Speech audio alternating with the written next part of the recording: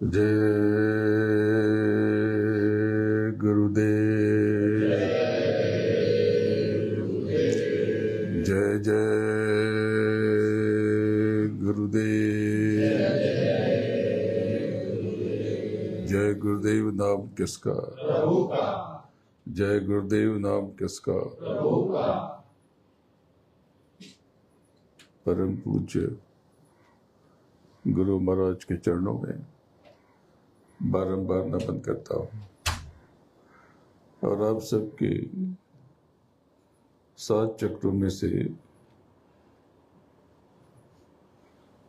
उच्च चक्र आज्ञा चक्र पर बैठी आपकी सूरत, आपकी रूह, आपकी आत्मा जो इस जीव से बन के जीवात्मा है उसको प्रणाम करता। पवित्र जीवात्मा, सदा दिवाली संतन की, सदा दिवाली संतन की, 12 मास बसंत, और नाम रंग जिस पर चढ़े उसके रंग अनंत।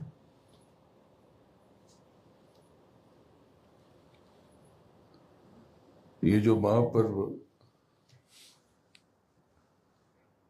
जो 2 संयुक्त पर्व, दोनों को आप होली कहते हो, ये दोनों का नाम होली नहीं है।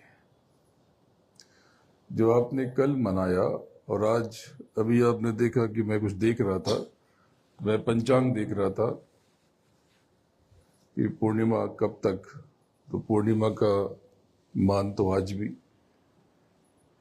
लेकिन दोपहर में 12:47 तक पूर्णिमा।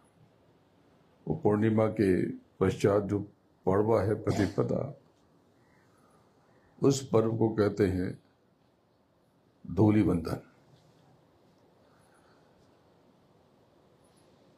धुरड्डी, धुलेंडी, अलग अलग नाम से ये पूरे देश में मनाई जाती है, लेकिन बोलचाल में आप इसे भी होली कहते हो। एक तो जलने वाली, जलाने वाली होली और एक रंग वाली होली। जबकि सत्य यह है कि होली का जो पर्व था, वो जो कल आपने मनाया, वो होली है। होली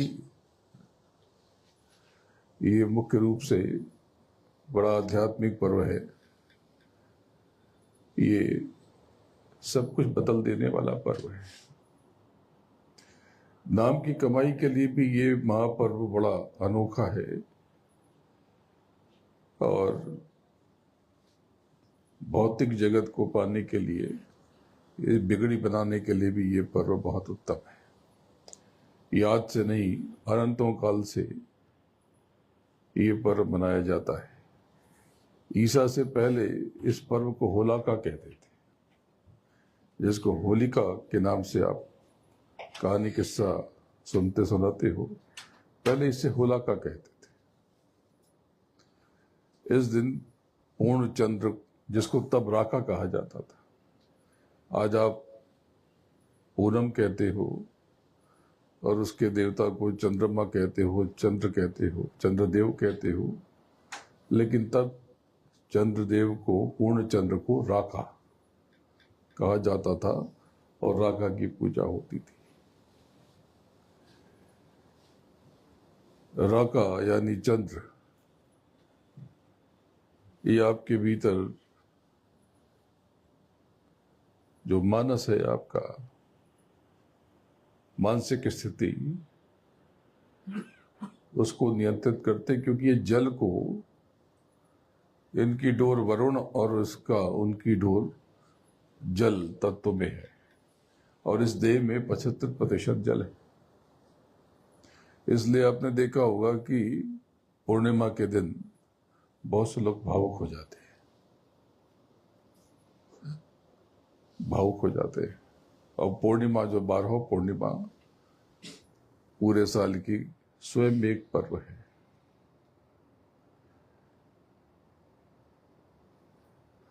आपको ज्ञात नहीं, अगर गूढ़ दृष्टि से देखो तो ये विधि और पद्धति खो गई, लेकिन ये रति और मदन का पर्व है। ये देह में जितने भी असंतुलन है उसको संतुलित करने का ये दिन है, ये बेला, ये महापर्व। आपकी देह में जो भी विसंगतियां उभरी, जो कष्ट और परेशानियां पैदा हुई, ये सातों चक्रों के असंतुलित होने से हुई, जिसमें से सबसे प्रमुख रूप से जो चक्र बिगड़ जाता है वो दूसरा चक्र है जिस पर ब्रह्मा का वास है, जिसको लिंग चक्र कहते हैं। यही काम चक्र है और इसी चक्र को कामना चक्र भी कहते हैं। काम और कामना ये दो नहीं है। काम से आप काम का मतलब एक ही समझते हो, ऐसा नहीं है। आपकी कामना भी काम का ही हिस्सा है। जब ये चक्र बिगड़ जाता है तब आप यौन क्रिया में रत हो जाते हो और स्वाभाविक रूप से जब सूरत इस पिंड से बांधी गई और इस पर पांचों प्रकृतियों का कब्जा हो गया और इस पे रजस, तमस और सत्व इसके चारों तरफ पारदर्शी रूप से घेरेबंदी करके बैठ गए और यहाँ पर मन, बुद्धि, चित्त और अहंकार यहाँ पर आपके देह के बाहर स्थापित हो गया और आपकी पूरी क्षमता इंद्रियों में बिखर गई, तो आपका पूरा ध्यान नीचे के चक्रों में चला गया और इस द्वितीय चक्र, मूलाधार चक्र के पश्चात जो लिंग चक्र है, इसमें स्वाभाविक रूप से खिंचाव आने लगा।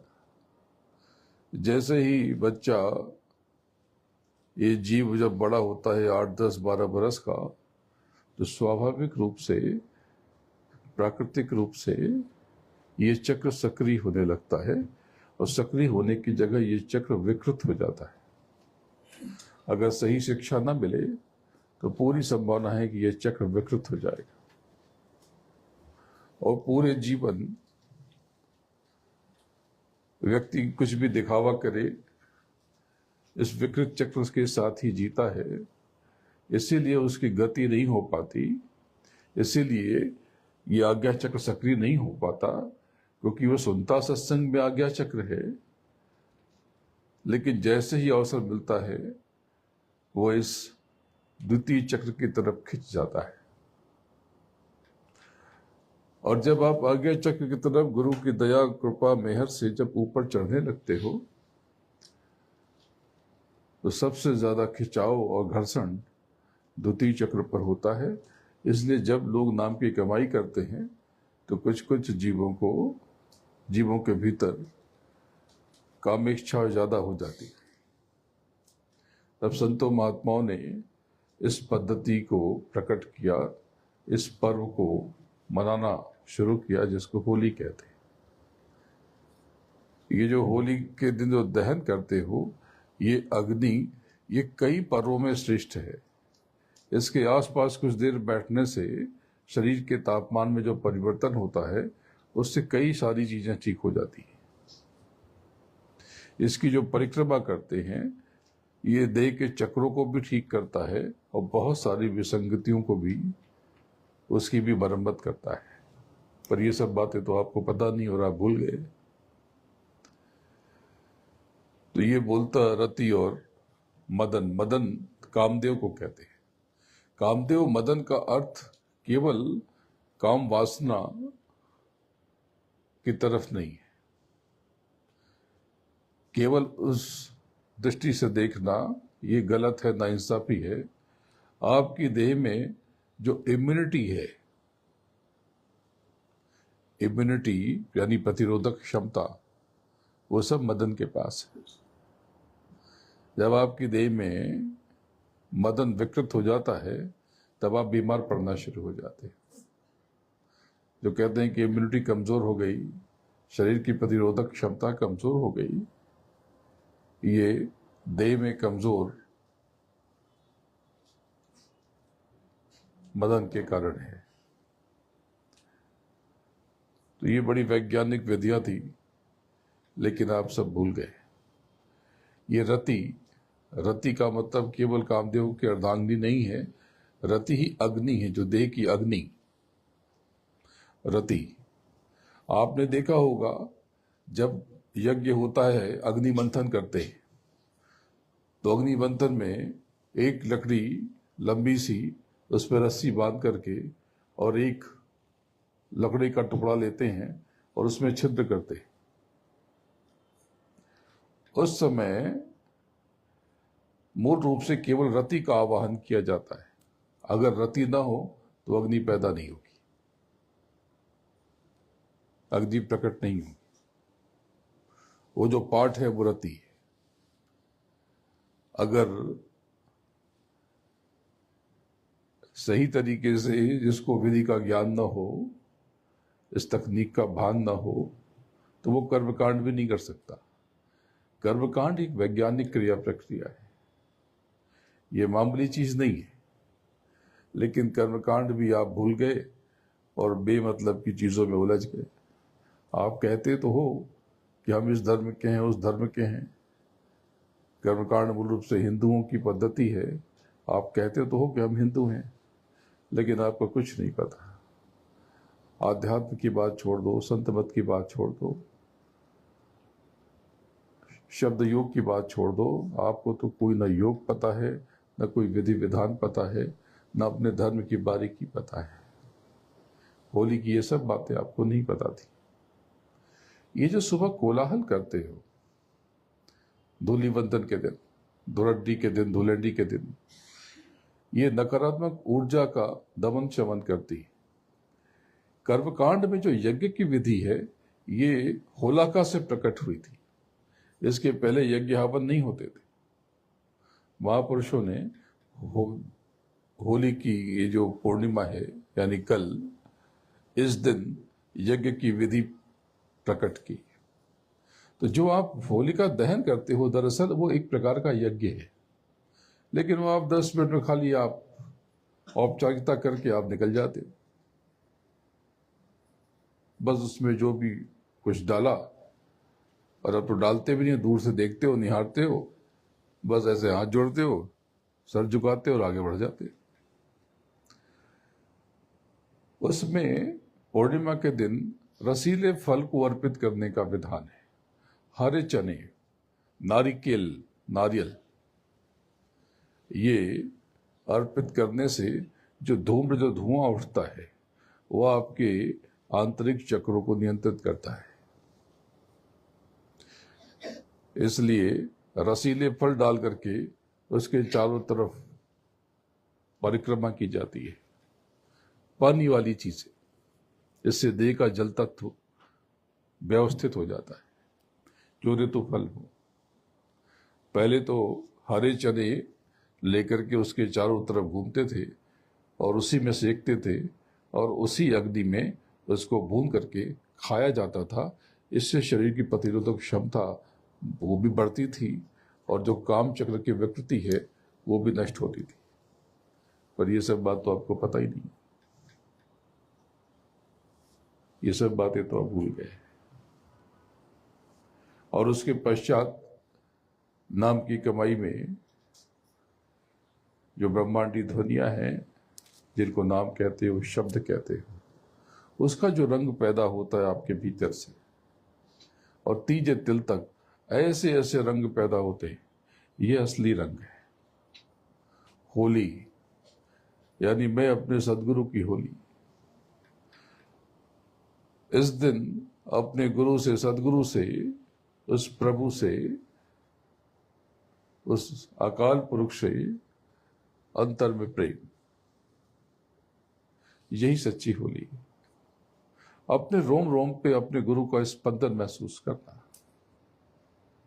आपकी बहुत से भौतिक कष्टों को उसी क्षण नष्ट कर देगा।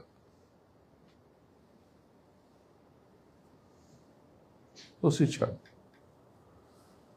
और ये जो धूलि बंधन है, ये धूल में मिल जाने की क्रिया प्रक्रिया का हिस्सा है। इससे भी काम चक्र नियंत्रित हो जाता है। ये बताने के लिए कि एक दिन आप सब इस राख में मिल जाओगे, इस धूल में मिल जाओगे। इसलिए गुरूर मत करना, घमंड मत करना, अहंकार मत करना, गुमान में मत रहना। सब धूल में मिलने वाले हो। पूरा जगत ये इस धूल में मिल जाएगा। ये जो बड़ी बड़ी 100-150 मंजिलों की इमारत, छोटी या बड़ी, ये बड़े बड़े जो ऐश्वर्य, बड़े बड़े वैभव, ये सब धूल में मिल जाएंगे। ये पर्व बताता है कि जब धूल में मिल जाओगे तो अकड़ के करोगे क्या? विनम्र बनो, विनम्र बनो, प्रेम खूब करो। ईंट का जवाब पत्थर से कभी मत दो। ईंट का जवाब दोनों हाथ जोड़ कर दो। अगर काम, क्रोध, लोभ, मोह, अहंकार का आक्रमण हो रहा है तो आप शील, क्षमा, संतोष, विरह और विवेक को अपना हथियार बना लो। जैसे ही शील हो जाओगे, आपके भीतर काम का आक्रमण भूथरा हो जाएगा, हल्का हो जाएगा। जैसे ही आप क्षमा को, माफी को अंगीकार कर लोगे, माफ कर दोगे, माफी मांग लोगे, क्रोध का आक्रमण, क्रोध का हमला नीचे गिर जाएगा। जैसे ही आप संतोष को अंगीकार कर लोगे, संतुष्टि का भाव आ जाएगा, लोभ व्यर्थ हो जाएगा, शक्तिहीन हो जाएगा। जैसे ही आप विरह को ओढ़ लोगे, हृदय में सद्गुरु के लिए कसक पैदा होगी, तड़प पैदा होगी, कशिश पैदा होगी, खिंचाव पैदा होगा, लोभ लुप्त हो जाएगा। और जैसे ही आपके भीतर विवेक जागृत होगा, अहंकार निर्मूल हो जाएगा। विवेक के प्रकट होते ही, जगते ही अहंकार समाप्त हो जाता है। इसलिए ये त्वचा के बाहर है। जो अंतःकरण है, जिसकी वजह से काम, क्रोध, लोभ, मोह, अहंकार बलशाली होता है, वो अंतःकरण यानी मन, बुद्धि, चित्त और अहंकार, ये त्वचा के बाहर है, यहां से यहां तक। इन पर काबू बहुत आसान है, पर आपने कभी प्रयास ही नहीं किया।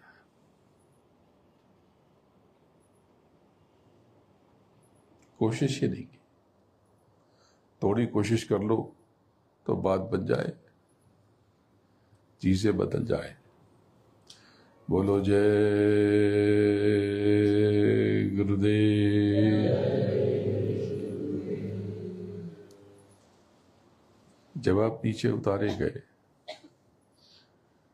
अपने लोक से नीचे उतारे गए, तो सबसे पहले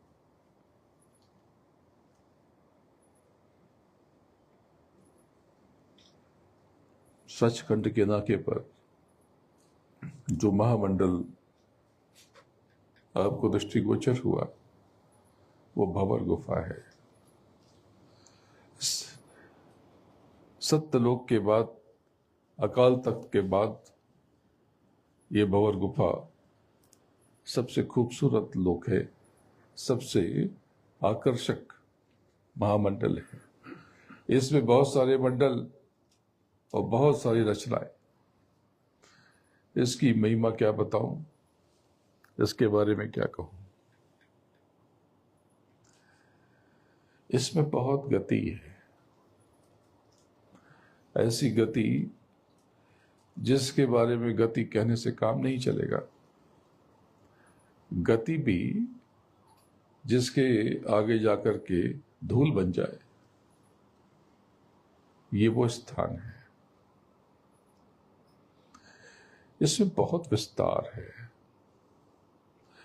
इसमें बहुत उठाव भी है और खिंचाव भी, और बहुत लंबाई भी है, बहुत गहराई भी,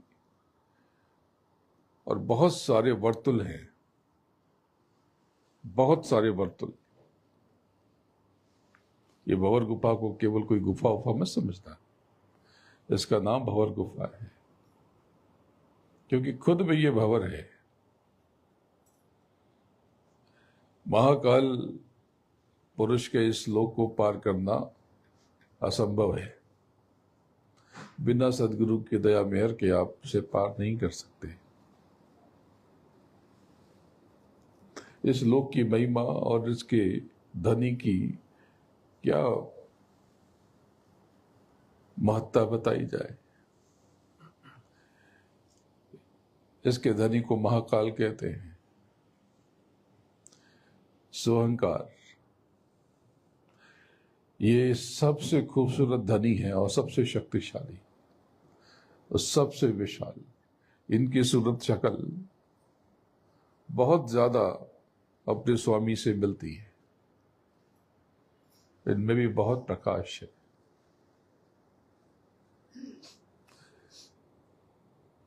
जब सब सिमट जाता है, जब नित्य प्रलय से लेकर के महाप्रलय तक जब होती है और महाप्रलय में जब सब कुछ खत्म हो जाता है, तो महाकाल लोक कभी नहीं सिमटता, बल्कि सारे लोग सब आकर के महाकाल में सिमट जाते हैं। जब महाप्रलय आता है तो मिट्टी सबसे पहले नष्ट होती है और मिट्टी जल में घुल जाती है।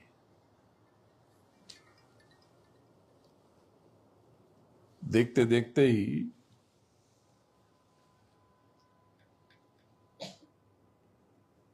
जल मिट्टी को सोख लेता है।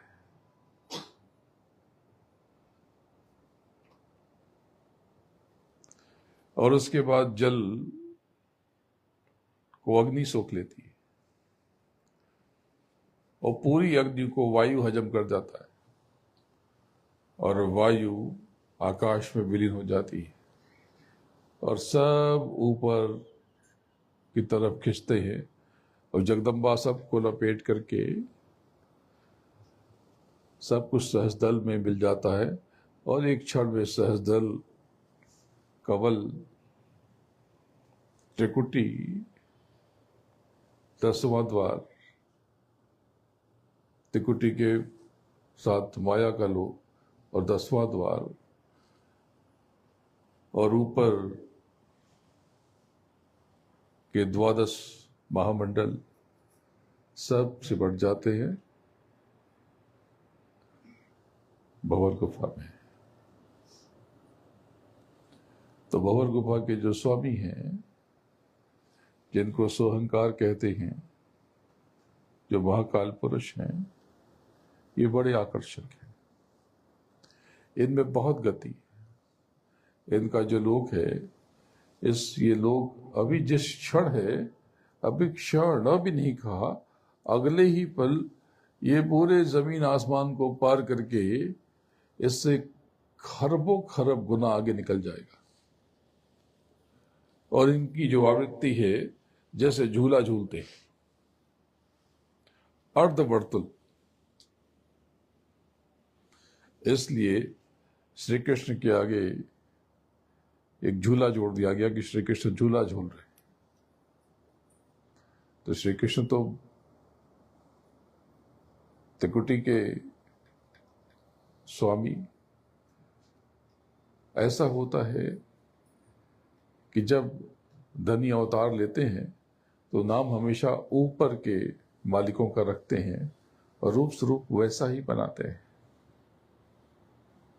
रूप स्वरूप वैसा ही बनाते हैं और ऐसा ही वो दिखावा करते हैं जैसे वो बहुत ऊपर के अधिकारी हों। जैसे पुलिस का कोई छोटा कर्मचारी जब एक सामान्य व्यक्ति से टकराता है तो आप देखो बहुत कड़क के बात करता है। वहीं आप कमिश्नर से बात करते हो तो बहुत विनम्रता से बात करेगा। लेकिन जो छोटा अधिकारी है, उसके ऊपर का अधिकारी है, या उसके ऊपर का अधिकारी, देखो वो बहुत टेढ़े से बात करेगा और आपको ऐसे ही लगेगा जैसे वो खुद ही कमिश्नर है।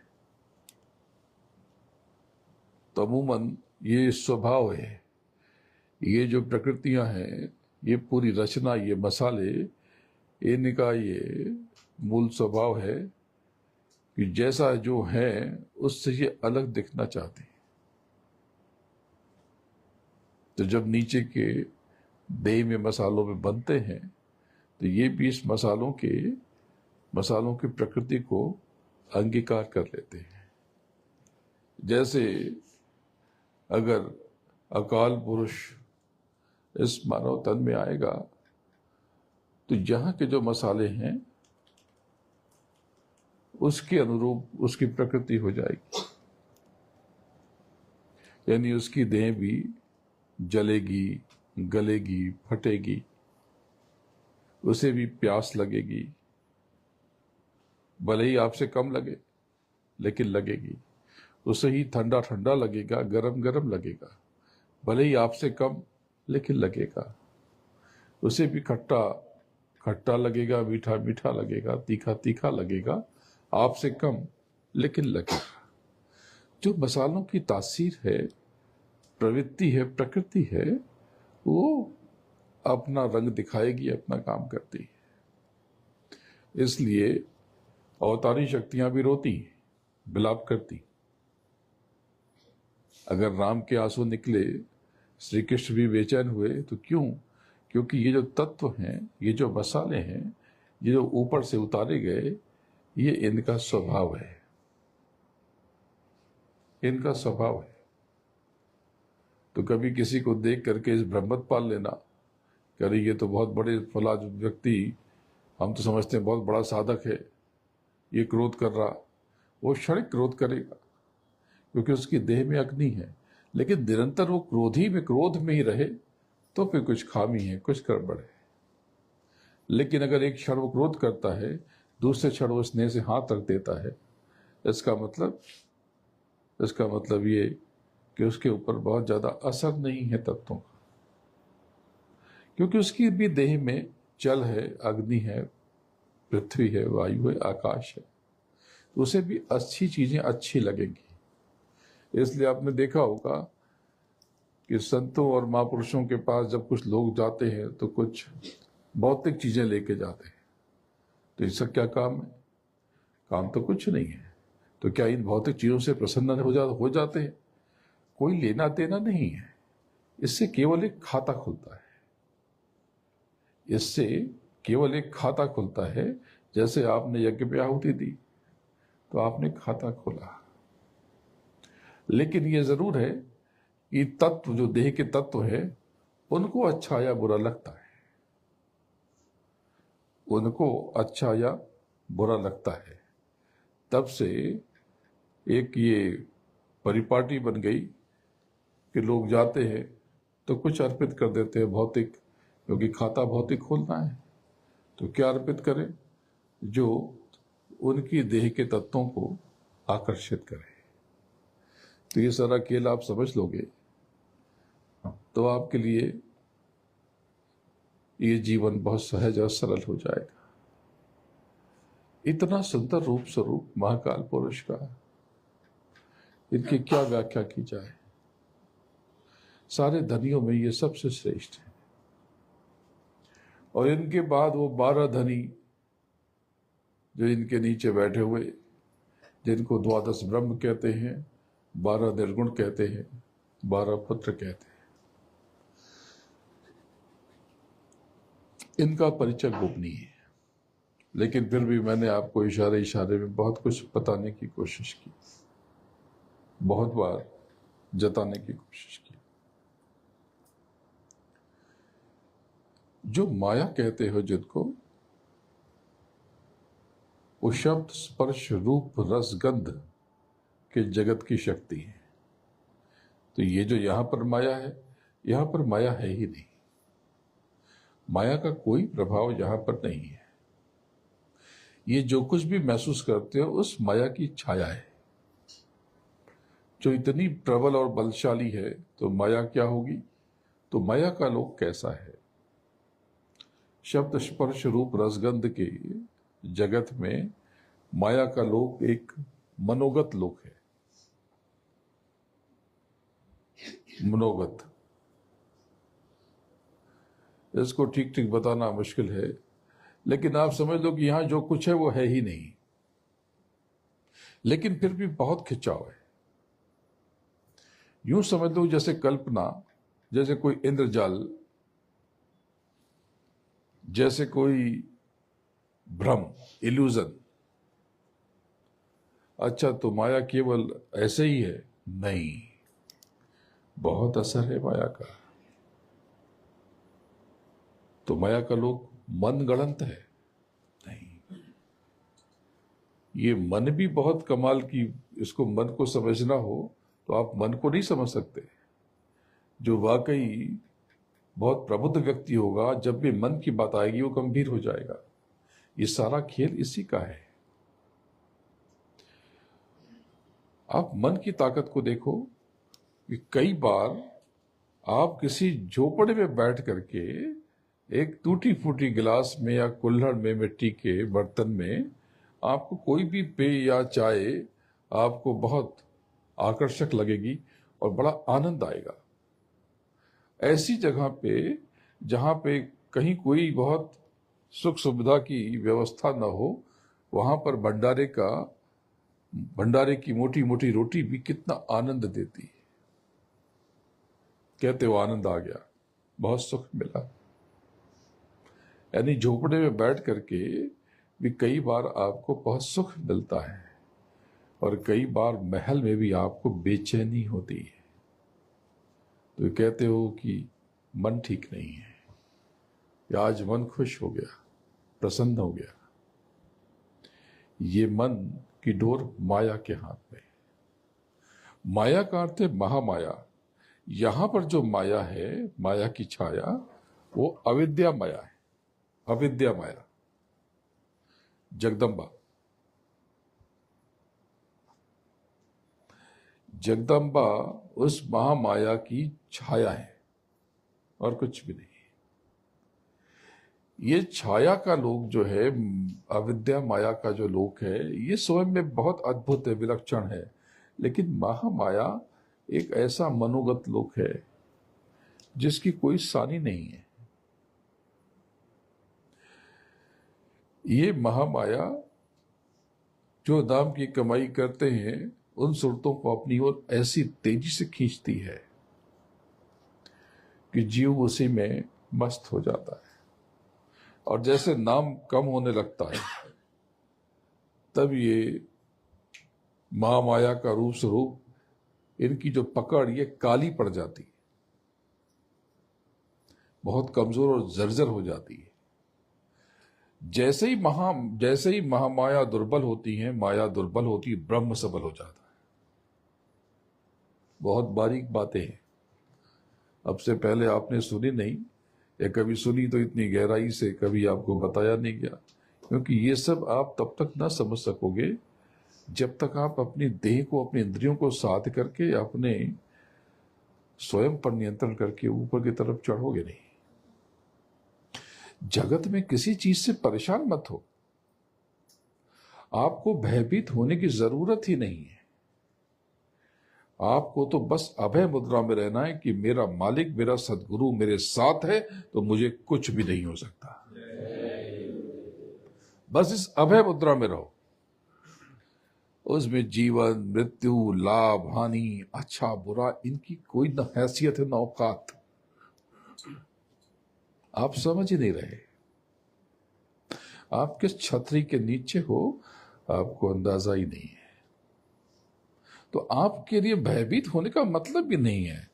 किसी का स्थानांतरण नहीं हुआ तो परेशान हो गया, किसी की नौकरी चली गई तो दुखी हो गया, किसी के बच्चे की शादी नहीं हो रही तो परेशान, बच्चा अपने मर्जी से शादी कर ले तो परेशान, बच्चे की संतान हो गई, ज्यादा हो गई तो परेशान, न हुई तो परेशान। ये सब कोई परेशानी का कारण है? जैसे आज मैं दिन में था, दोपहर में तो कुछ प्रेमी सुबह सुबह आ गए थे, तो मुझे बताया गया, मैं अपने कार्य में व्यस्त था, सुन लिया। मैं जानता था कि ठीक है, मैं आता हूं। तो फिर कहलाया गया कि कुछ बात करनी है। मैंने सुन लिया, मैंने कहा था। तो फिर बताया कि नहीं, कुछ अर्जेंट है। तो मैं समझ तो गया, लेकिन सिर्फ मैं इसलिए आया ये न लगे कि आपने कोई अर्जी लगाई और सुनी नहीं गई। सुन तो पहले ही गई थी, बाद में कुछ है नहीं, मैं जानता था। सिर्फ इतना है कि आप जो चाहते हो वो नहीं हो रहा। कुछ ऐसा हो गया जिसके लिए आप तैयार नहीं हो। बस यही आपका दुख है कि आप जो चाहते हो वैसा नहीं हुआ। आप सब में से अगर पूछूं कि आप सब कितने कौन कौन परेशान है, सब हाथ उठा दोगे। 80% लोग हाथ उठा देंगे कि हम बहुत परेशान हैं। तो मैं पूछूंगा आपसे कि क्या आप में से आपको कोई असाध्य बीमारी हो गई जिससे आप कुछ दिनों में मर जाने वाले हो? सबके हाथ नीचे हो जाए। मैं पूछूं कि क्या आपकी किडनी फेल हो रही, आपका लीवर काम नहीं कर रहा, आपका हार्ट फेल होने वाला है, या आपको कैंसर हो गया, ऐसा कुछ हुआ? सब क्या धड़ाम से नीचे हो जाएंगे। फिर मैं पूछूं कि क्या आपको भोजन नहीं मिलता, रोटी नहीं मिलती, खाने का ठिकाना नहीं है, तो आप में से किसी का हाथ ऊपर नहीं उठेगा। फिर मैं आपसे पूछूं कि आपको कपड़े पहनने की दिक्कत है, फटे पुराने कपड़े पहन के जीवन जीना पड़ रहा, कि आपके पास पहनने के लिए वस्त्र नहीं है, किसी का हाथ ऊपर नहीं उठेगा। फिर मैं कहूं कि आपके पास रहने की व्यवस्था नहीं है, छत नहीं है, और वो छत सुविधाजनक नहीं है, किसी का हाथ ऊपर नहीं उठेगा।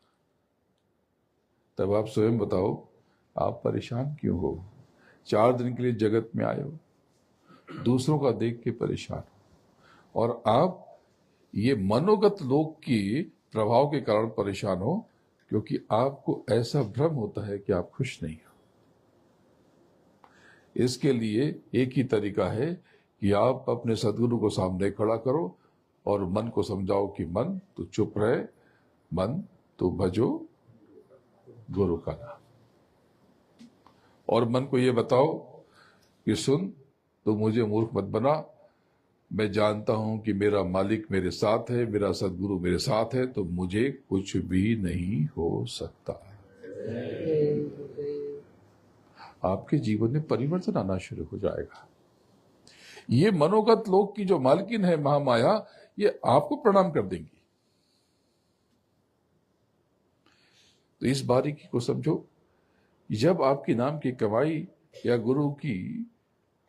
आप गुरु की तरफ उन्मुख हुए, तो ऊपर की तरफ थोड़ी सी गति हुई, जीवन सुविधाजनक हो गया। आप ध्यान से देखो, जब से आप सदगुरु के शरण में आए, आपके जीवन में परिवर्तन आया, रूपांतरण आया। आप महसूस भले मत करो, कुछ न कुछ भौतिक सुविधा और आंतरिक आनंद दोनों बढ़ा। कुछ भी आप कह लो, मैं तो जानता हूं कि भौतिक रूप से भी आप ठीक हुए। लेकिन क्या है, ये जो जगत है ना, ये किसी को पूरा पड़ता ही नहीं, तो आप उसका आकलन नहीं कर पाते। लेकिन अब आपसे कहूं तो आप सोचोगे, विचारोगे, बोलो हाँ, फर्क तो पड़ा है। छतरी खुल जाने से, छतरी के नीचे आ जाने से दया तो हुई है, महसूस भी की थी उस समय। लेकिन हम थोड़ा संसार का रंग चढ़ गया, तो हमको भी लगने लगा कि हम दुखी हैं, हम परेशान हैं। जबकि सत्य यह है कि आप दुखी नहीं हो, आप कष्ट में भी नहीं हो, आप परेशान भी नहीं हो।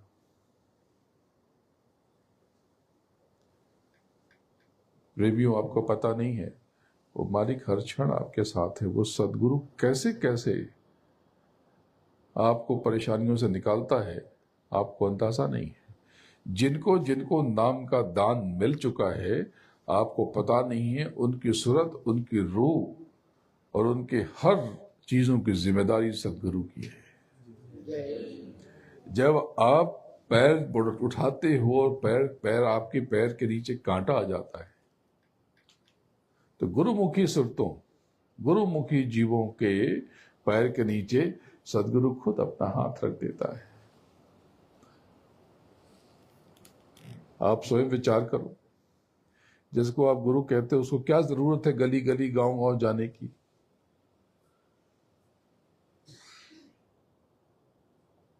वो अपने स्थान में कितने आनंद से बैठेगा, आराम करेगा। लेकिन वो जिसको आप गुरु कहते हो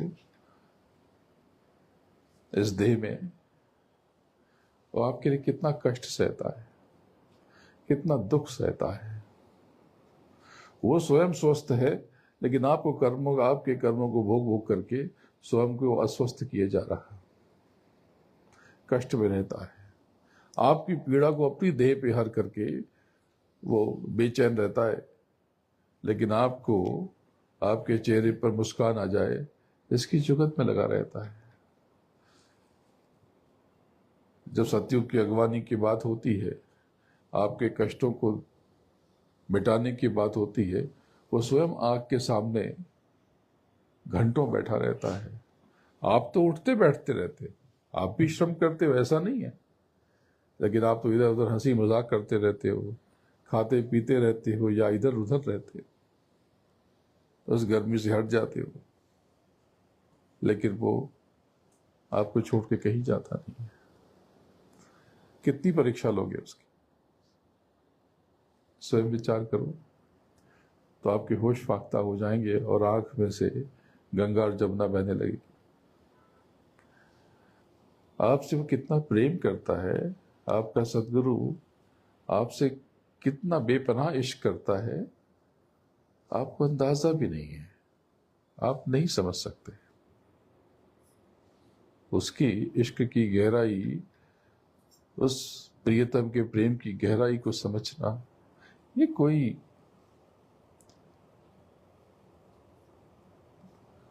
भौतिक प्रेम से इसकी तुलना नहीं हो सकती। न पति पत्नी का प्रेम, न माँ बाप और बच्चों का प्रेम, न मित्रों का प्रेम, इन सब से प्रेम बहुत गहरा है, मर्यादा में रहता है वो, इसलिए वो सूक्ष्म रूप से आपको आलिंगनबद्ध किए रहता है। आप जब भी अंतर में आंख बंद करके जय जय गुरुदेव पुकारोगे, आपको पता चलेगा कि आपके भीतर एक सफेद रोशनी सी दौड़ गई और उस प्रकाश ने आपको जकड़ा हुआ है। तब आपको पता चलेगा आप तो बहुत सुरक्षित हो, आप तो बहुत सुरक्षित हो। फिर भी आपको ऐसा भ्रम होता है। वो जौहरी जौहरात बांटना चाहता है, हीरे मोती से आपका परिचय कराना चाहता है, रूहानी, ये नकली वाले नहीं, वो असली। लेकिन आप उससे दुनिया के फालतू के काम कराते हो। आपने पिछले यज्ञ में आपने देखा तो होगा कि मैंने एक माताजी का जिक्र किया था, जिनकी गाय जो यज्ञ में आने के लिए परेशान थी, टिकट हो गया था, लेकिन उनकी गौ माता नहीं मान रही थी। तो अभी मुझे उनके घर जाने का अवसर मिला, तो मैं उनके घर गया। तड़प थी, खींच लिया उन्होंने। कार्यक्रम में नहीं था, कार्यक्रम की कोई योजना नहीं थी, लेकिन उनका प्रेम था, बस। मुख्य मार्ग से अंदर था। मैं उनके पास पहुंच गया तो मुझे बताया गया ये वही माता जी हैं। मैंने कहा कौन सी? बोले गाहे वाली। आपको अंदाजा नहीं है कि उसका प्रेम कितना गहरा है, तो सदगुरु का प्रेम कितना गहरा है, आप सोच भी नहीं सकते। तो बड़ा अच्छा हो गया आज आप सबके दर्शन हो गए। तो ये महामाया का लोग जब ये नाम की कमाई को चूस लेती हैं, या आपके गुरु की जो दया है चूस लेती हैं, और जैसे ही आप गुरु से विमुख होते हो, इनका सौंदर्य कालिक बन जाता है। और जैसे ही कालिक बन जाता है, वैसे ही ब्रह्म सबल हो जाता है। अब उनका खेल शुरू हो जाता है। तब ब्रह्म ये बताएगा कि सब नश्वर है, सब व्यर्थ है, अब तुम मेरे पास आ जाओ। तब आप लग जाते हो ब्रह्म की उपासना में, त्रिकुटी के मालिक की उपासना में, और एक छवि बन जाती है इस प्रकार की, और सारी सूरतें फिर ब्रह्म की तरफ बढ़ जाती हैं। ब्रह्म और माया इनमें कोई फर्क नहीं है। जब ब्रह्म दुर्बल होता है माया सबल हो जाती है। ब्रह्म जब दुर्बल होता है तब कैसा होता है इसकी भी कभी व्याख्या करूंगा। अभी तो माया जब दुर्बल होती है पपड़ी छूटने लगती है, ऐसी कालिक माया जैसे सिनेमा का पर्दा, कभी महल कभी सुंदर दृश्य, और खत्म हो गया तो बुझा बुझा सा पर्दा। तो वो तो सफेद पर्दा होता है। जैसे ही माया दुर्बल होती है एकदम कालिक। आप कहते हो ये क्या है, ये क्या हो गया? तब लोग कहते हैं कोई शैतानी ताकत आ गई, कोई नकारात्मक ऊर्जा आ गई, ऐसा हो गया वैसा हो गया। और तब ब्रह्म का खेल शुरू हो जाता है। तब ब्रह्म सहसा सबल हो जाते हैं और सूरतों को खींच लेते हैं। यानी ये ब्रह्म और माया दोनों के पार जाना बिना सदगुरु की दया के सहज नहीं है, सरल नहीं है। आप देखो, हम लोगों ने अभी तक कोई भी रचना, कोई भी, न तो कोई मंडल बनाए, न मठ बनाए, न मंदिर बनाए, कोई स्थान नहीं बनाया। उठने बैठने की दिक्कत होती है तो जगह बनानी पड़ेगी, लेकिन कुछ अलग ही बनेगा। शायद कोई चौपाल बन जाए या कहीं पर कोई ऐसी व्यवस्था हो जाए तो बनाने की भी जरूरत ना पड़े। देखो कितना सहजता से, न यहां पे गद्दी न गद्दा। अगर गद्दी है तो वो तो रहेगी। गद्दी का मालिक कौन होता है? वो सारी सूरतें जिनको नाम का दान मिला। आप सब जिनको जिनको नाम का दान मिला, आज का ये जो महापर्व है, अब यहां से अपना काम शुरू कर दो। बहुत हो गया। तो आज जो खैर कल आपने जो क्रिया नहीं की, क्रिया प्रक्रिया नहीं की, तो जो आज यहाँ पर हैं और जो दूर सुन रहे हैं, वो सब दोनों आंखों के मध्य में सदगुरु का, गुरु महाराज का स्मरण करें, उनका चिंतन करें, सुमरन करें। तो ये जो कल होता या हुआ है अग्नि के चारों तरफ, ये क्रिया बैठे बैठे अभी हो जाएगी आपके भीतर। आपके चक्र अभी यहां से संतुलित होना शुरू हो जाएगा। ये संतुलन अभी बन जाएगा। ये संतुलन अभी बनना शुरू हो जाएगा। ये काम शुरू हो गया। अब आप सहज रहो, गहरी गहरी सांस लो और दोनों आंखें बंद करके दोनों आंखों के बीच में अपार प्रकाश को महसूस करो और उस चरण कमल का ध्यान करो और घोषणा कर दो, खुद को अर्पित समर्पित कर दो कि भरोसो चरण कमल का तीर। बस उस चरण कमल पे, उस सदगुरु पे यकीन करो। किसी भी स्थिति से परेशान मत हो। अरे वो कोई मूर्त थोड़ी है पत्थर की, कोई कागज का चित्र थोड़ी है कि आपको पता न चले, आपको मालूम ना हो, आपको एहसास और आभास ना हो। आप तो कुछ भी कहोगे वो सुनेगा, वो सुनता है। सबकी बात सुनी जाती है। अंतर में कहो वो भी सुना जाता है, और सामने बैठ करके खाली मन में आप बुदबुदा देते हो वो भी सुना जाता है। आपको क्या लगता है कि जब तक कान लगा के सुना जाए, सर हिलाया जाए तभी सुना गया? सब सुना जाता है। कुछ भी, जो भी आपने अर्जी लगाई वो खाली नहीं जाती। उस सदगुरु का दफ्तर वो काम पे लग जाता है। तो कभी इस भ्रम में मत रहना कि मेरी बात सुनी नहीं गई। वो पूरी सुनी जाती है, और जो सबसे बेहतर है आपके लिए वो किया जाता है। और आप सबका जो जीवन है, आज का ये क्षण भले ही अच्छा है या बुरा, ये सबसे बेहतर है। इससे बेहतर कुछ नहीं हो सकता था। आपने जो दाम चुकाया है उससे अच्छा माल आपको मिला है। यानी आपने ज्ञात अज्ञात कर्मों से जो भी शुल्क चुकाया है, यानी जो भी कर्म किए हैं, इससे ज्यादा आराम आपको नहीं मिल सकता था।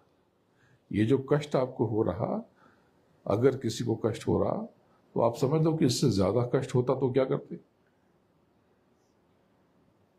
लेकिन कष्ट के बाद भी आपके भीतर कहीं ना कहीं जब आंख बंद करते हो और जब मन से कहते हो कि मन तू भजो गुरु का नाम, जब आप उसको सुमिरते हो, उसका स्मरण करते हो, देखो कितनी शांति भर जाती, कितनी शांति भर जाती। आप सब देखो,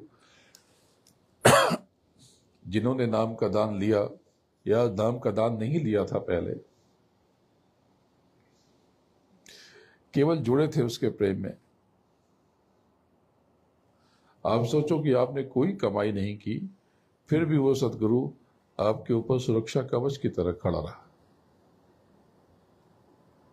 कितनी बड़ी दया है उस दयालु की, ये आपको अंदाजा भी नहीं।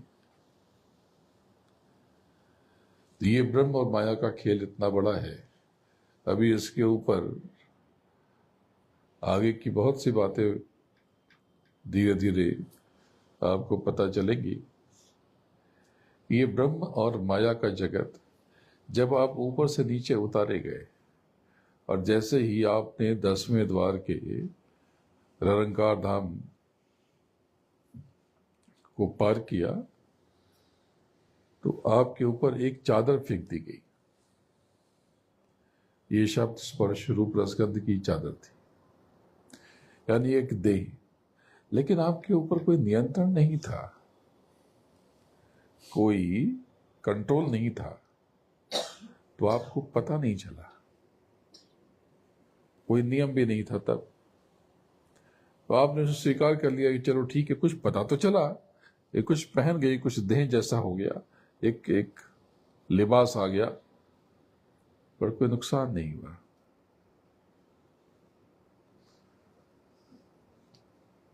जैसे पानी बह रहा हो और उसको अजूली में ले लो या किसी बोतल में डाल दो, तो पानी तो अंदर है लेकिन ऊपर एक लिबास आ गया,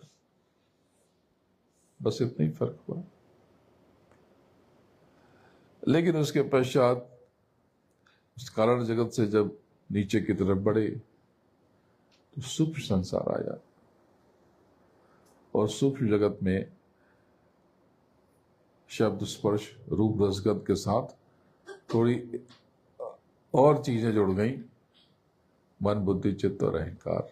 तो अब ये देह थोड़ा मोटी हो गई, जाड़ी हो गई, थोड़ी बदल गई। लेकिन फिर भी आपको कोई असर नहीं हुआ, क्योंकि कोई नियम नहीं था, कोई रोक टोक नहीं थी, कोई उलझन नहीं थी, कोई परेशानी नहीं थी। फिर आगे बढ़े तो शब्द स्पर्श रूप रसगंध की जगह त्रिशूल यानी सत्य रजस और तमस, और इनके साथ 10 इंद्रियां जुड़ गई, 5 ज्ञानेंद्रियां और 5 कर्मेंद्रियां। तब भी कोई नियम नहीं था, तो कोई दिक्कत नहीं हुई। और जब आगे और बढ़े तो मन बुद्धि चित्त और अहंकार थोड़े अलग हुए, सत्य रजस और तमस अलग हुआ, लेकिन देह के आसपास ही रहा, और नए तत्व जुड़ गए, जल पृथ्वी अग्नि वायु और आकाश। तो थोड़ा अजीब लगा, क्योंकि विचित्र देह हो गई, बड़ी स्थूल, बड़ी भारी हो गई, और बहुत छोटी छोटी देह हो गई। लेकिन आपने नीचे की देह छोड़ दी, नीचे की देह में थे नहीं, ऊपर जो मानव तन था उसी में रह गए। लेकिन जो छोड़ छोड़ के ऊपर लौटने लगे, तब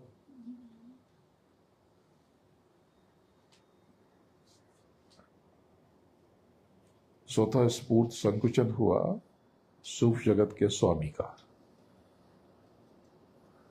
और बहुत भयानक विस्फोट हुआ, भीषण विस्फोट।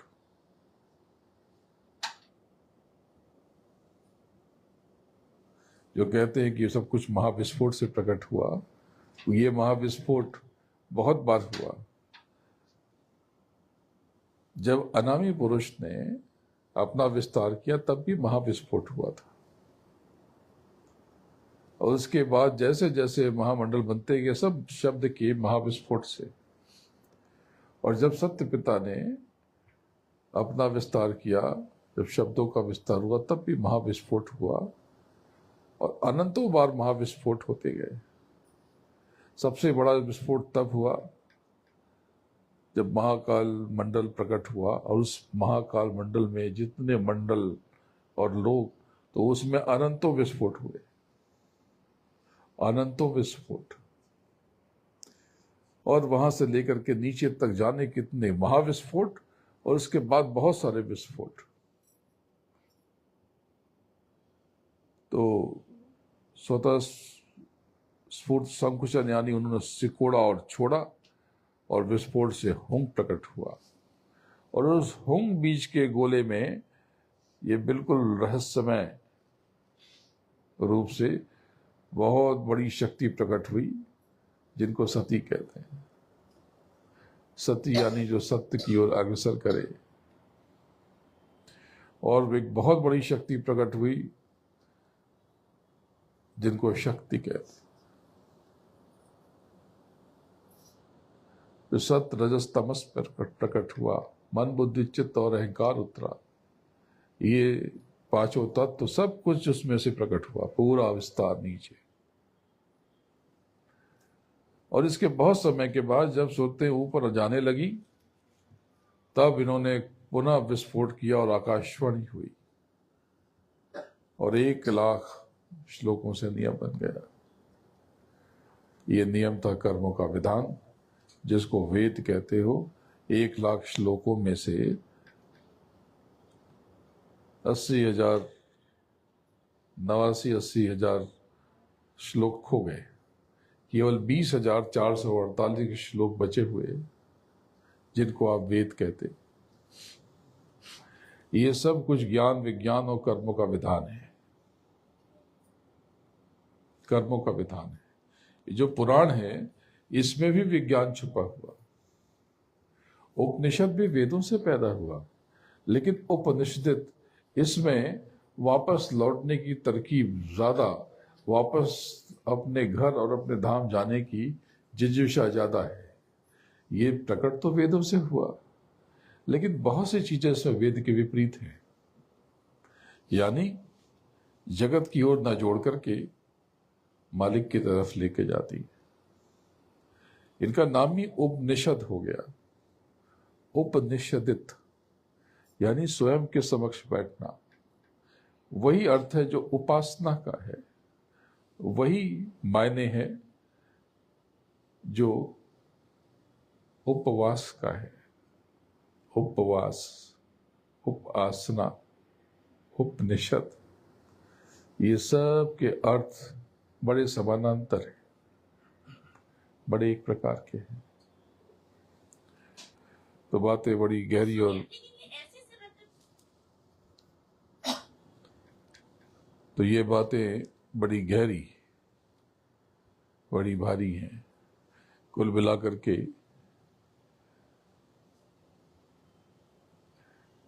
जो कल होलिका हुई, उसकी आहुति आग बन करके आज ही दे दो अपने भीतर की उल्टी सोच की, जिसको आप क्रोध कहते हो, जिसको आप निंदा कहते हो, आलोचना कहते हो, ये सब इसका दहन कर दो। जब तक आप पूर्ण रूप से अर्पित समर्पित नहीं होगे, उस प्रभु के समक्ष, सतगुरु के समक्ष बात बनेगी नहीं। आप आजमा के तो देखो, कुछ समय आप ये विधि करके तो देखो, आपके जीवन में कितना फर्क आ जाएगा। आपका जीवन आनंद में डूब जाएगा। बोलो जय गुरुदेव, जय जय गुरुदेव।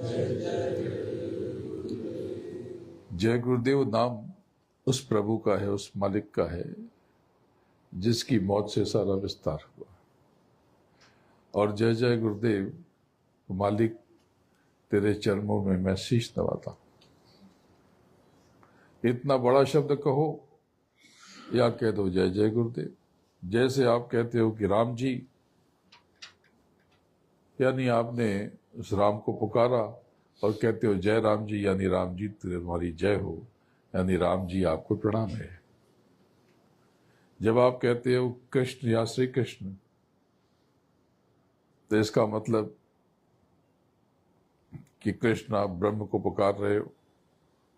लेकिन जब आप कहते हो जय श्री कृष्ण, तो कहते हो हे श्री कृष्ण, तेरे चरणों में शीश नवाता हूं, तेरे आगे सर झुकाता हूं, तुझे नमन करता हूं,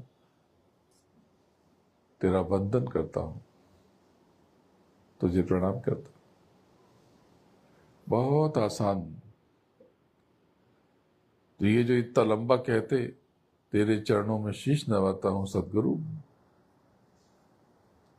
हे मेरे स्वामी, हे मेरे दयाल, मेरे कृपाल, तुझे दंडवत करता हूं। तो इतने बड़े शब्द को आपने कहा जय जय गुरुदेव। तो ये जय जय गुरुदेव में अर्पण है, समर्पण है। नाम तो जय गुरुदेव ही है, नाम तो जय गुरुदेव ही है, लेकिन जय जय गुरुदेव यानी मालिक तुझे प्रणाम, मालिक तेरे चरणों में नमन, मालिक तेरा लाख लाख वंदन, तेरे चरण बंदगी। तो ये आप सब कुछ देर के लिए, कुछ क्षण के लिए अंतर में बैठ जाओ, आंख बंद करके, सीधे होकर के, और सहज गहरी सांस लो, एकदम गहरी, नाभि तक। अब यहां पर जो लोग बैठे हैं उनके सारे चक्रों को संतुलित करने की क्रिया प्रक्रिया हो रही। जो दूर बैठे हैं वो भी यही करेंगे। एकदम गहरी सांस लो, इतनी गहरी कि नाभि तक चली जाए, नाभि से नीचे भी जाती है तो जाने दो।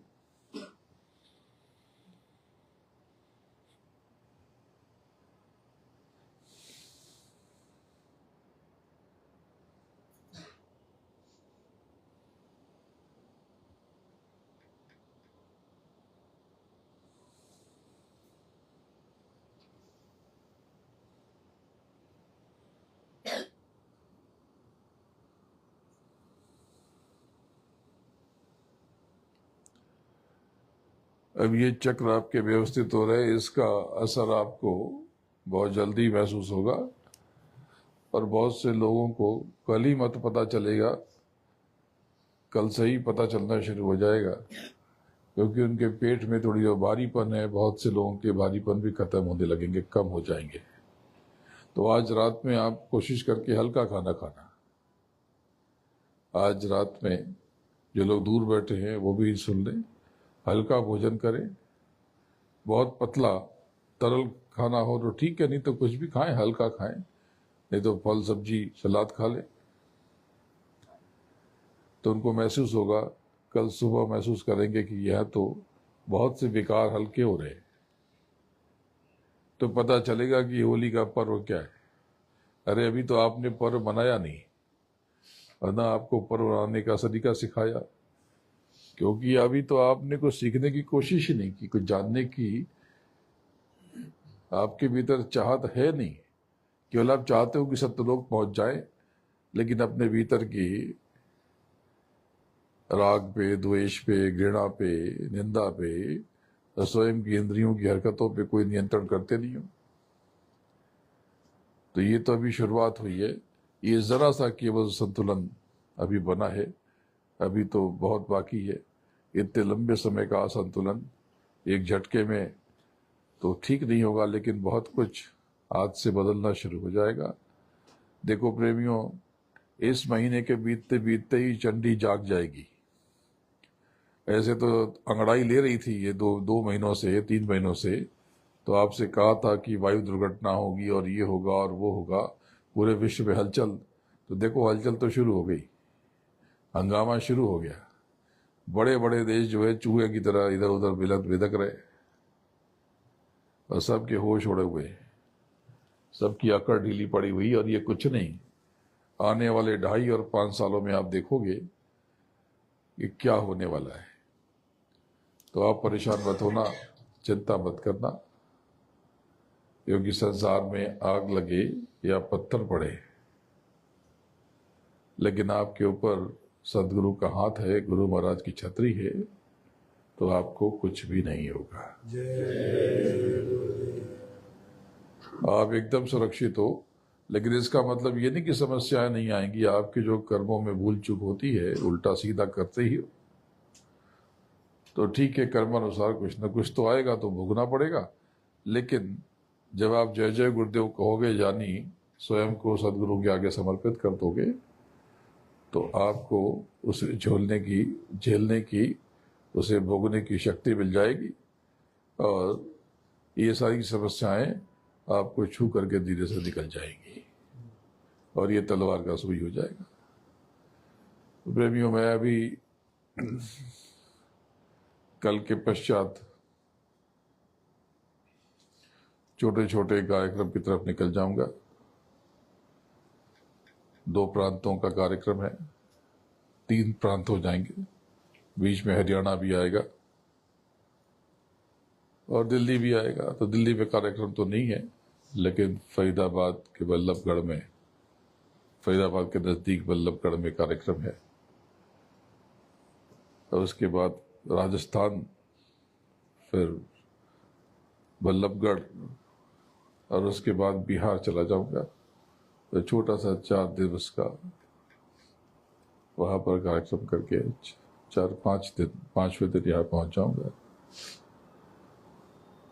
उसके पश्चात कुछ और कार्यक्रम मांगे गए हैं, अगर वो कार्यक्रम बन जाते हैं और ठीक है, नहीं तो अगले महीने यानी अप्रैल के पहले हफ्ते के पश्चात, दूसरे हफ्ते में मैं 2 महीने के लिए पश्चिम की तरफ चला जाऊंगा। थोड़ी लंबी यात्रा होगी, लेकिन फिर जून के मध्य में मैं वापस लौटूंगा। लेकिन आपके साथ ही रहूंगा, आप चिंता मत करना, परेशान मत होना, बेचैन मत होना। नाम की कमाई करते रहो और अंतर में मालिक को, सदगुरु को सुमिरते रहो। और जिनको जिनको नाम का दान मिला है, वो समझ लें कि बहुत बड़ी दया मिली है। तो रोज की थोड़ी थोड़ी कमाई करते रहो और इस कमाई को 2.5 घंटे तक लेके जाने की कोशिश करो।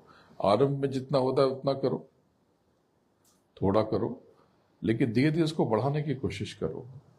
इससे लाभ आप ही का है, आपका ही है, भौतिक भी यानी लौकिक भी और पारलौकिक भी।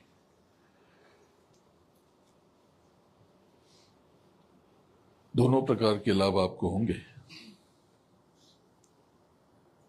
नाम की कमाई जब करोगे, जब रोज के 2.5 घंटे आप देने लगोगे, तो आपके भौतिक कष्टों की जिम्मेदारी मेरी हो जाएगी। तो आपको चिंता करने की कोई जरूरत नहीं है, आप आनंद से रहो। और ये होली और धूली वंदन यानी धुरंडी का ये पर्व, इसकी महिमा को समझो और आनंद से रहो। आपका मंगल हो, सबका मंगल हो, धरती आकाश का मंगल हो, पूरी कायनात का मंगल हो। आप यहाँ पर आए तो खाली हाथ नहीं जाओगे, दोनों हाथ फैला लो और अंतर में जो भी आपके कष्ट है वो गुहार लगाओ। ये मत कहना कि मैं बहुत परेशान हूँ। जो दूर बैठे वो भी गुहार लगाए, बस ये कहे कि मालिक दया हो जाएगी तो मेरे ये कष्ट मिट जाएंगे, या इन कष्टों को भोगने की, झेलने की शक्ति मिल जाएगी। तो चलो आप सब अंतर में प्रार्थना करो।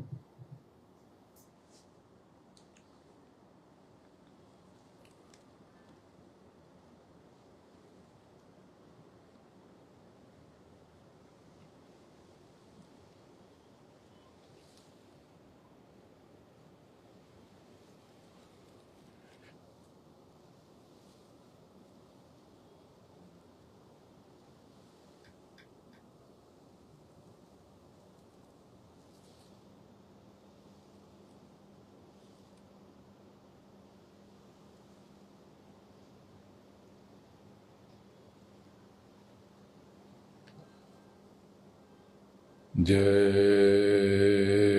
गुरुदेव,